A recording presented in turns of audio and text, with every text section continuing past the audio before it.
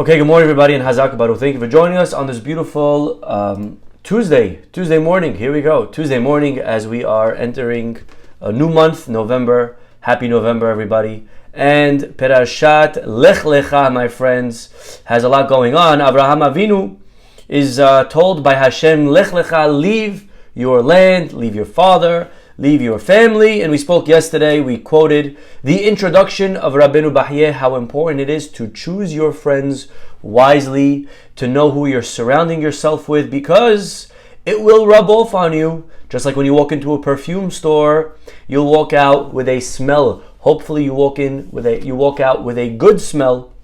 Make sure you walk into a good perfume store, good fragrance. So to your friends, you want them to smell good. You want them to be good people, so that when you walk away, they will rub off on you positive attributes, positive virtues. That is the intro that we saw yesterday. Today, we continue in Rabbeinu Bahyeh, who only again has fantastic things to say. And we move on, my friends, after there's a famine and they go down to Egypt. And again, there's a lot to talk about Avraham leaving to go down to Egypt. Was that a sin? Some commentaries say yes, it was. He should have had emunah. He should have stayed in the land of Israel with a famine. Okay, again, that's not the point of today's class. He goes down to Egypt and Sarah is abducted. That's another question. Was that also a sin to lie and to say that she was his sister? Was that also showing a lack of faith? Then he comes back and now he's wealthy and his nephew Lot is wealthy. And then we read how there's fighting between him and Lot. And Avraham realizes that him and Lot are not on the same page as far as ethics, as far as morality. Avraham feels like it's not correct to steal from the land. And he tells Lot, listen, you guys are grazing from stolen property. And again, the pshat on the outside, it was just like, there's not enough grass for the both of us. But our rabbis tell us there was a much deeper problem here. So he tells Lot, "Hiparedna me'alai im hasemol ve'emina ve'im hayamin ve'asmeila." He says to him, "You go one way and I'll go the other. Halo kol haaretz lefanecha." You go wherever you want, go wherever you like. This is chapter 13, pasuk 9. And really, you would expect Lot, if I'm Avraham, what would I expect Lot to say? I'm so sorry. No way. I'm not leaving you, great uncle. I love you. You've been so good to me. You've taken me when my father died. I need you. You were there for me when I was nobody. Now that I have some money, I'm not going to forget about you. I still know where my loyalty lies. And none of that. Lot says, no problem.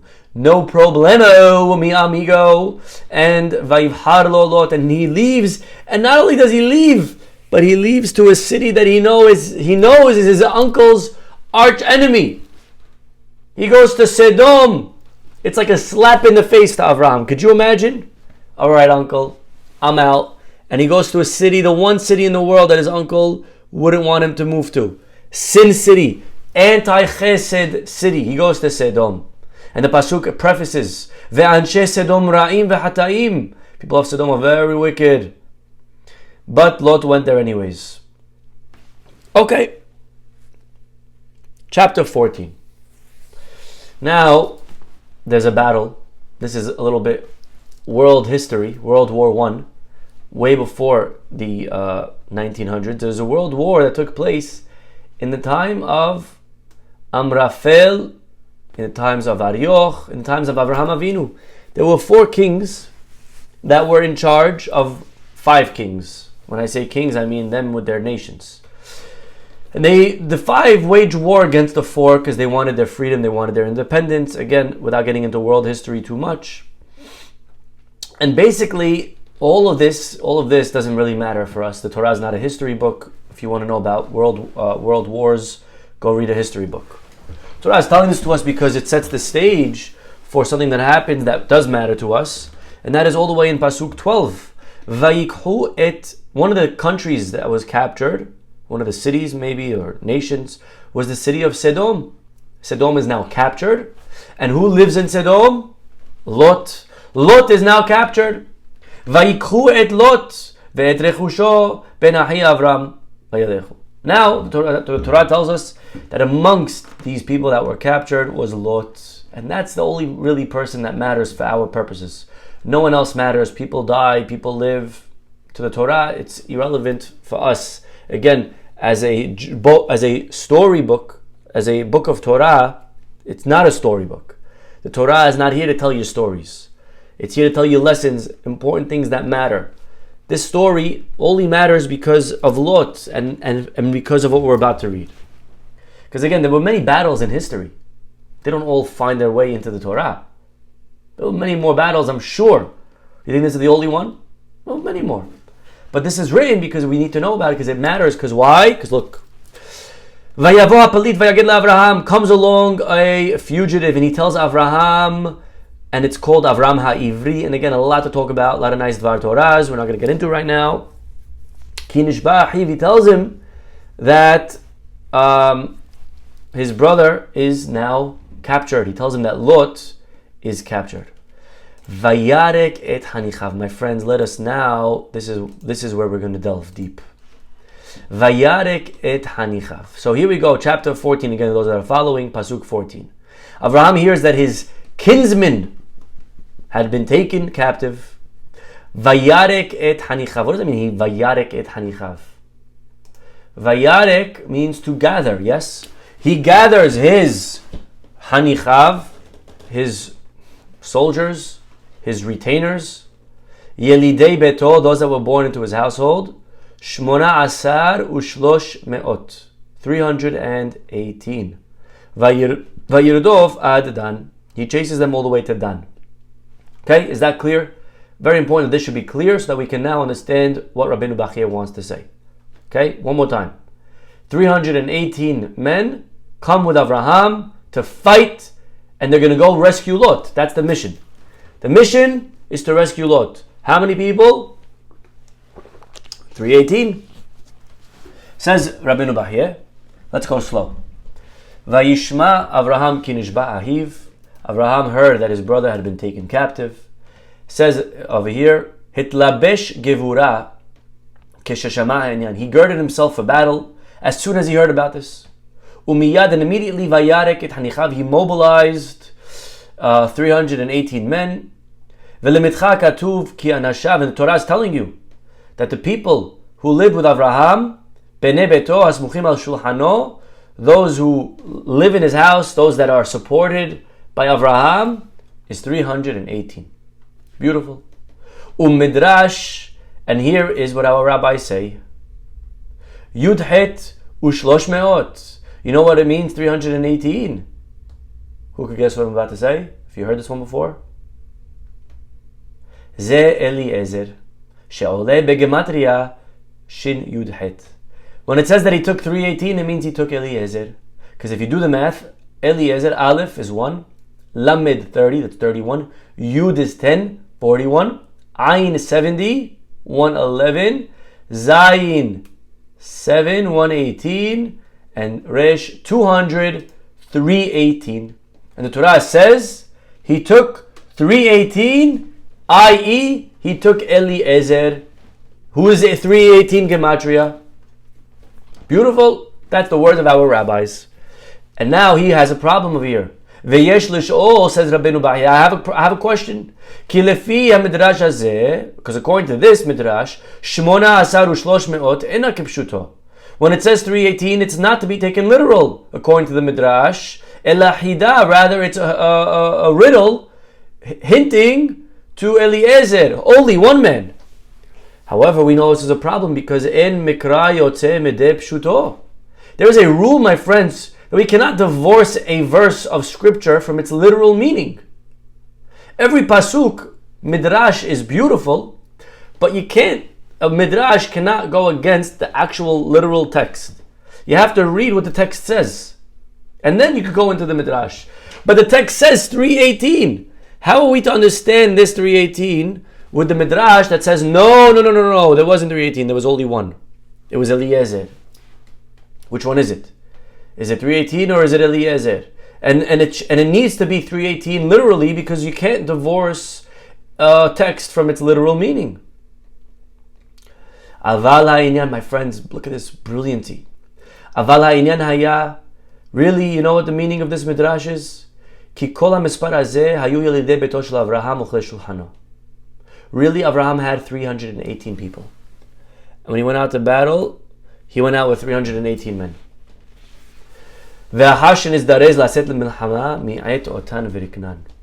But as he started progressing toward the battlefield, he started riknan. What does that mean to rik? Started emptying them out. Meaning, vayarek et hanichav. He started emptying his men.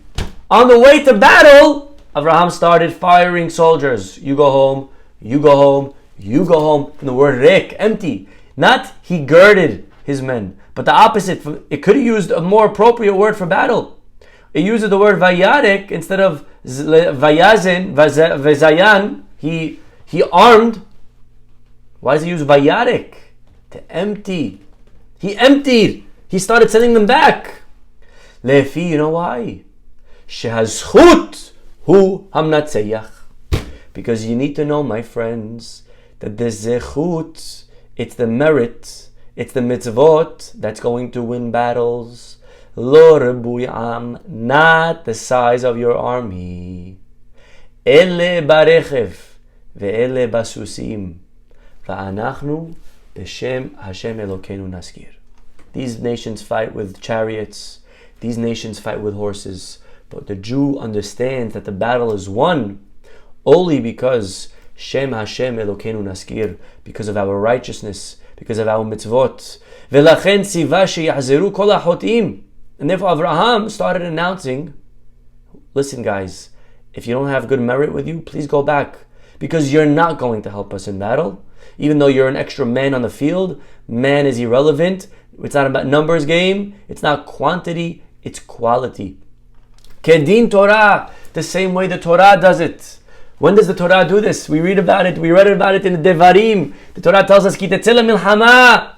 Right after we go to battle, the Torah tells us that a Kohen gets up, a general gets up, and he says, listen, if there's anyone here that's afraid, please go home. If there's anyone that just got married, go home. If anyone just planted a vineyard or built a house, please go home. And what does that mean, someone who's afraid, go home? Who's not afraid? Afraid means afraid because they don't have enough mitzvot. If you're afraid because you don't have merit, go home. You're not going to help us.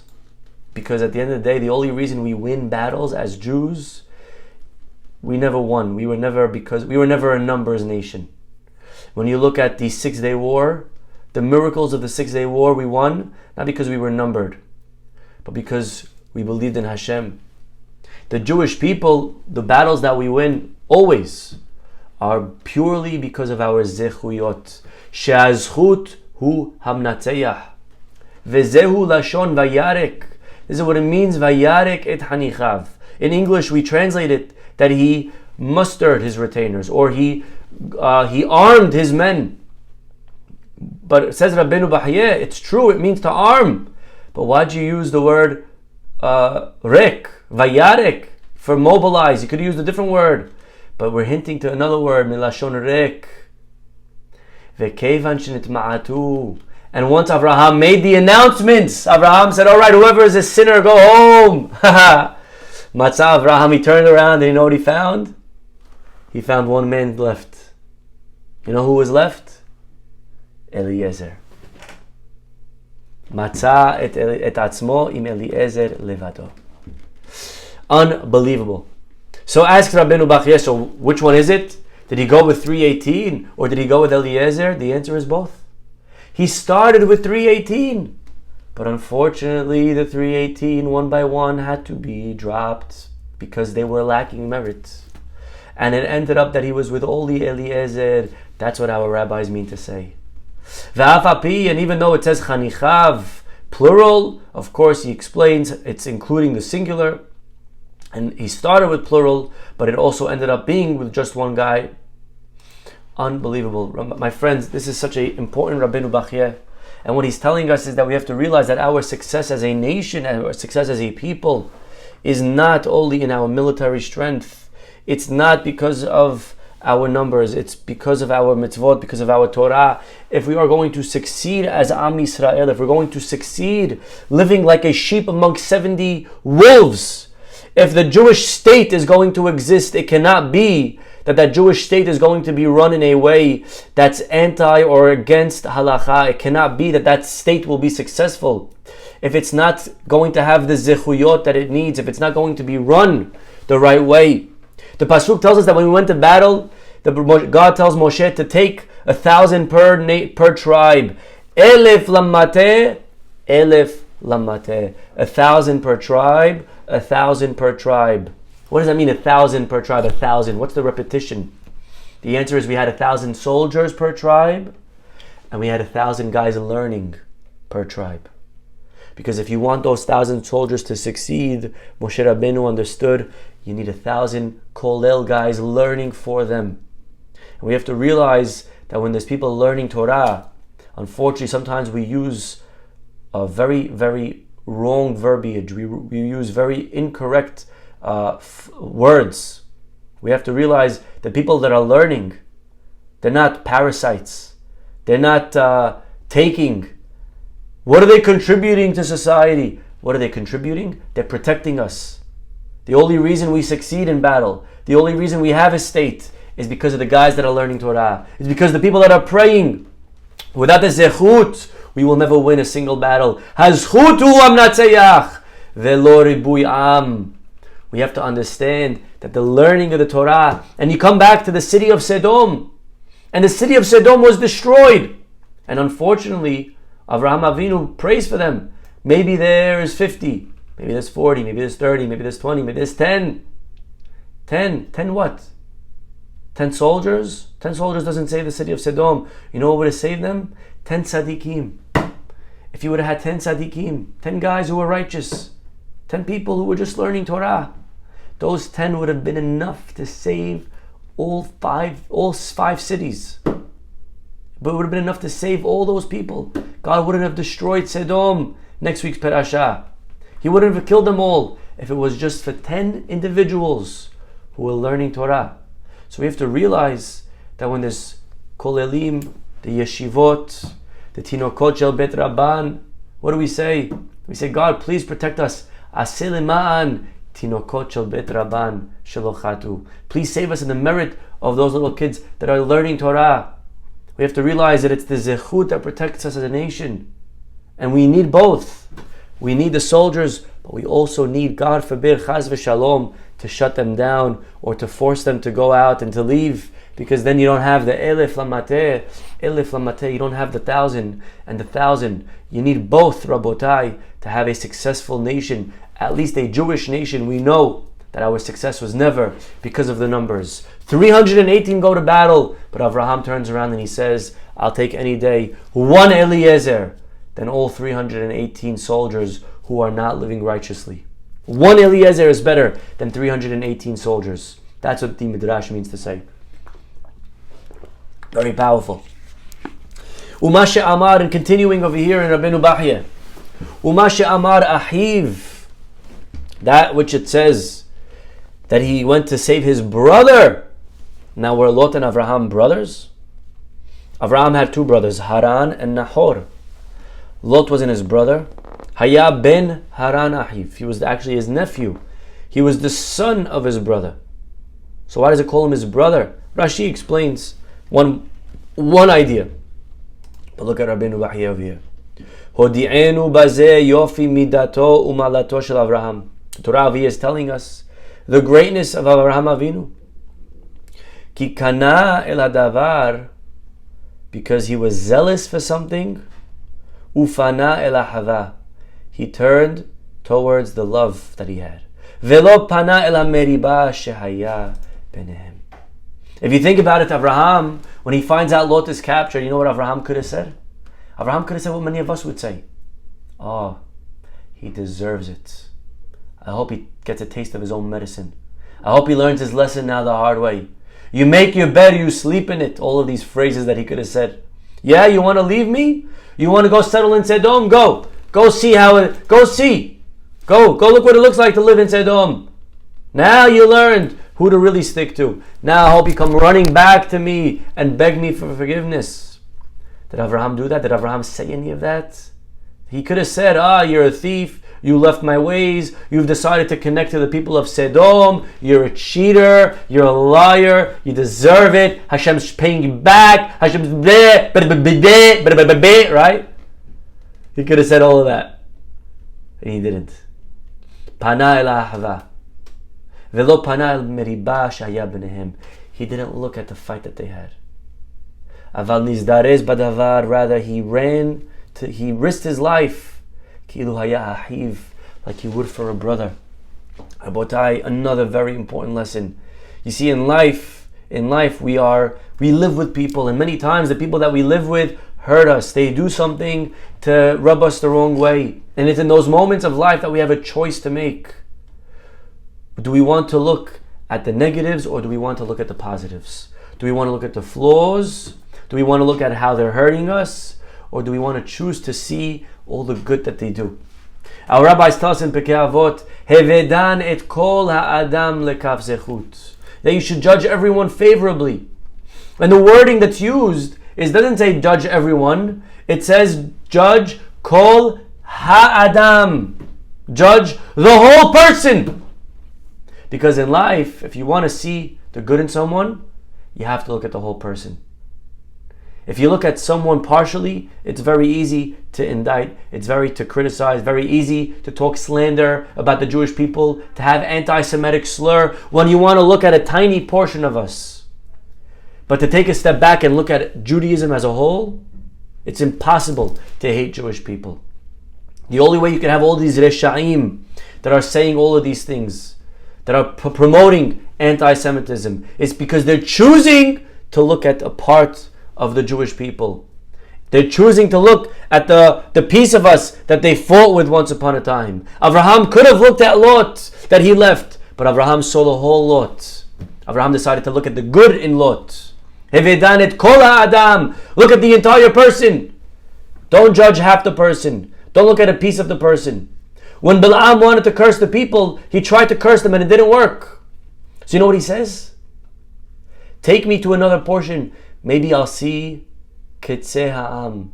Maybe I'll see a portion of them. Maybe I'll see a piece of them. And what Balaam was saying is that in order to curse someone, you have to be looking at a part, at a piece of the puzzle. And only then can you curse them. Because to actually curse someone, you have to be ignoring the rest of that person.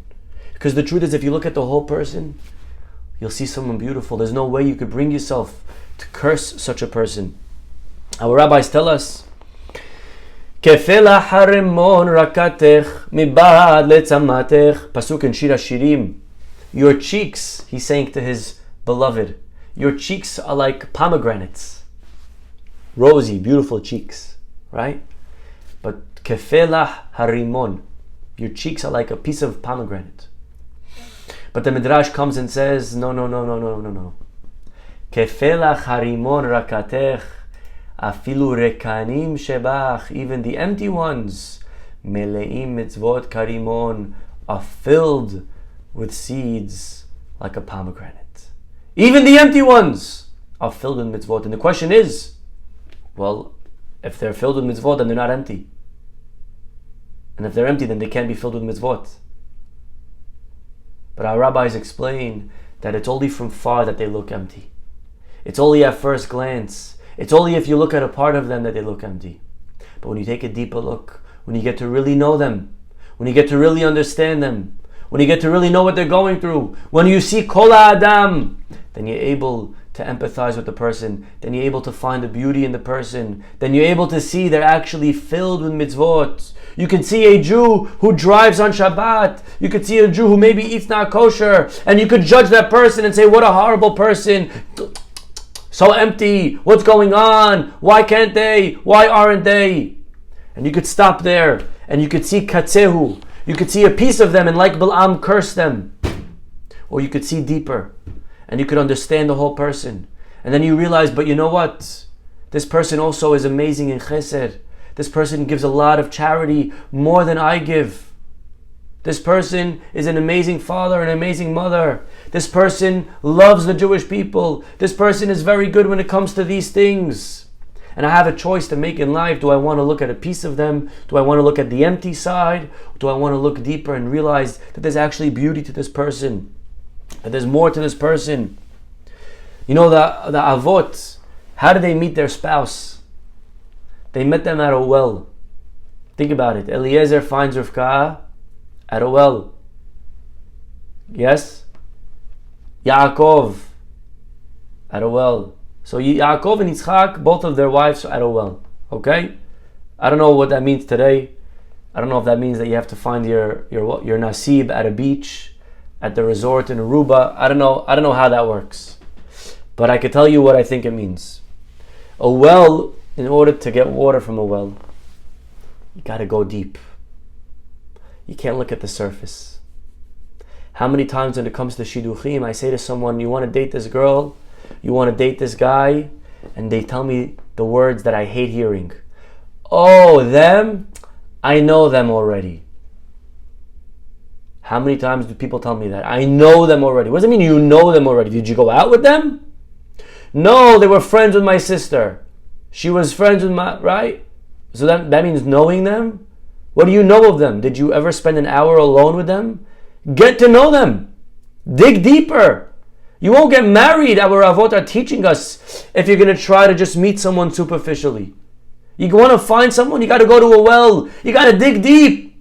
You got to get to know them. Find the beauty in that person. Learn about them. See something that you don't see at face value.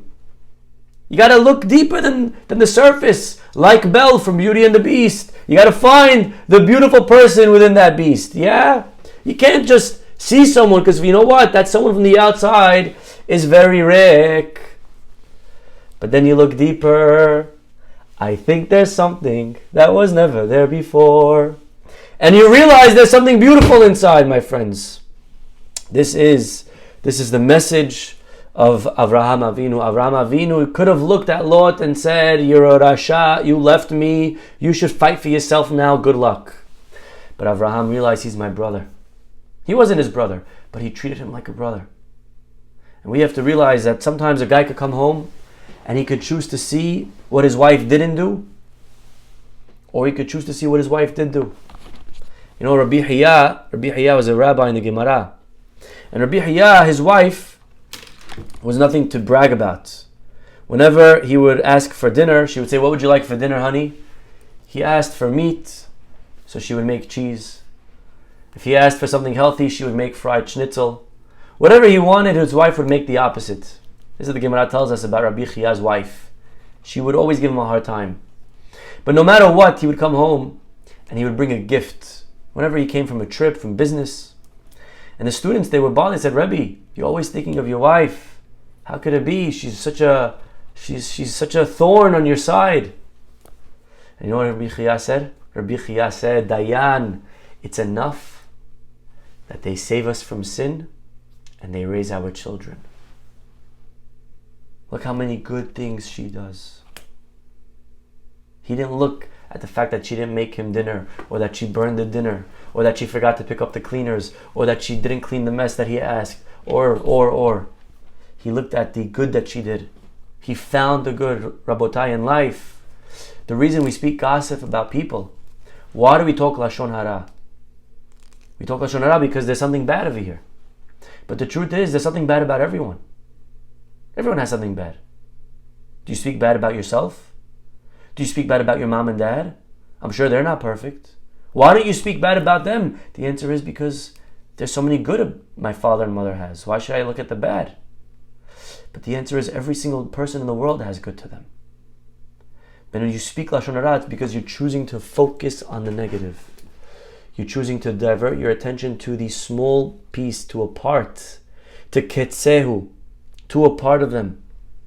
There's no way you could curse someone. There's no way you could speak gossip if you understood the whole person. And that is why we know there were different clothings to atone for different sins of the Kohen Gadol. As an example, the Kohen Gadol, he wore 8 pieces of clothing. And the Me'il, the outer robe, our rabbis tell us, atoned for which sin? It atoned for the sin of gossip, Lashon Hara. And on a simple level, it's because on the bottom of the me'il, on the bottom it was bells. And the bells would make noise, and it would be an atonement, that which makes noise for that which makes noise. The bells would atone for the tongue. But maybe there's something deeper. Because we know that there weren't only bells on the bottom of the robe. What else was there, my friends? Anyone know? Pa'amon zahav verimon. Pa'amon zahav verimon. There was bells and pomegranates. Bells and pomegranates. Because it's the pomegranates really that reminded us that you can choose to see someone empty, or you can look deeper and realize that mele'im karimon.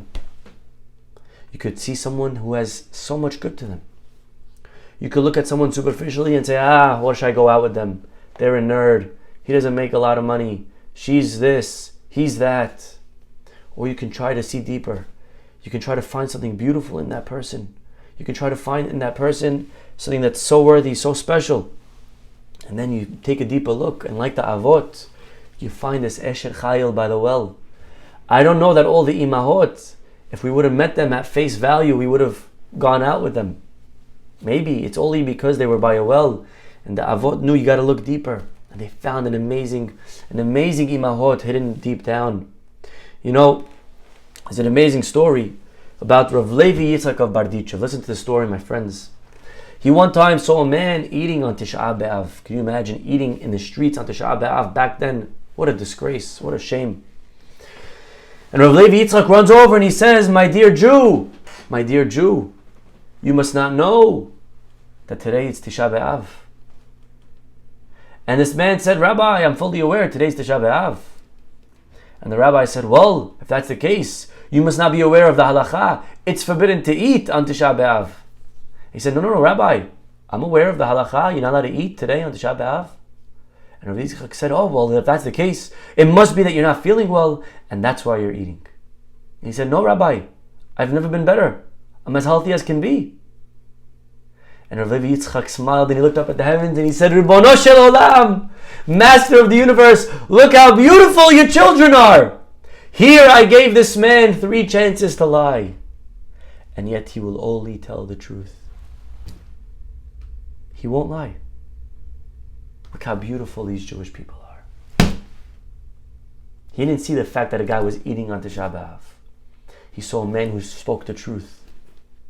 In life, we can choose to see the positive or the negative. We can choose to see the positive in other people or the negative in other people. We can choose to see the positive in opportunities or the negative in opportunities.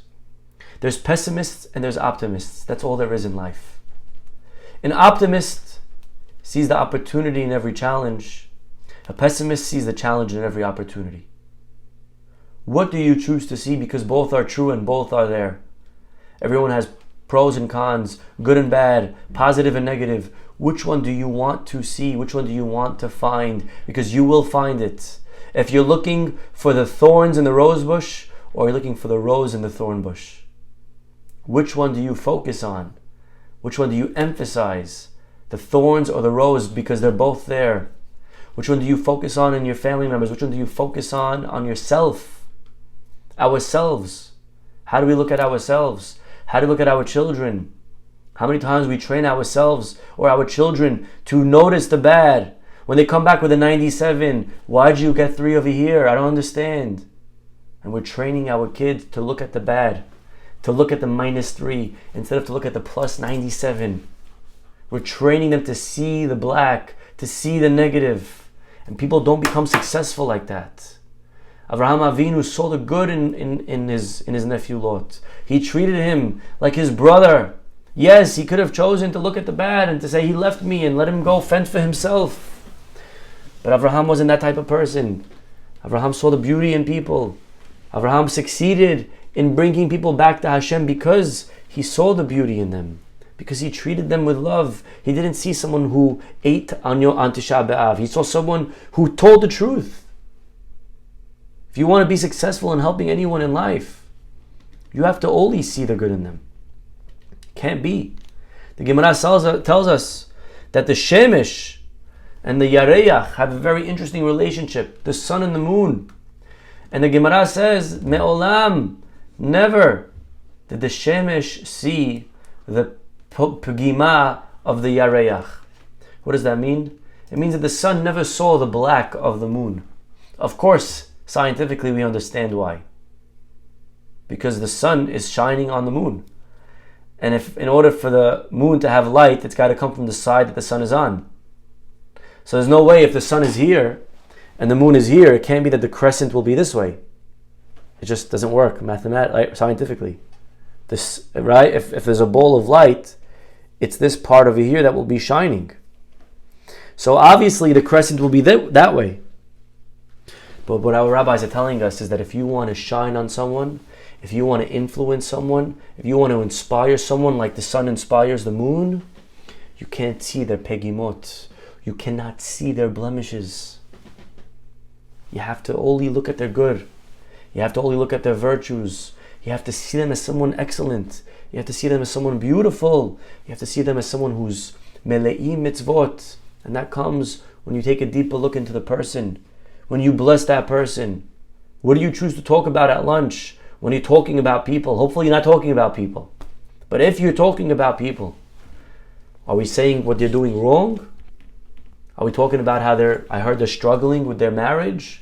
I heard that their business is in cahoots, right? Or are we talking about the amazing parts of their life? Everyone has good and bad. And the question we have to ask ourselves is, do we want to see the good or do we want to see the bad? Do we want to see the thorns or the roses? Ultimately, the ones that succeed in life are the ones that see the positive, to be able to see Kol Ha'adam. Okay, I think there's enough of here for today. Stop over here, everybody. Have a wonderful, wonderful day. God willing, we'll see you all tomorrow. Bye-bye.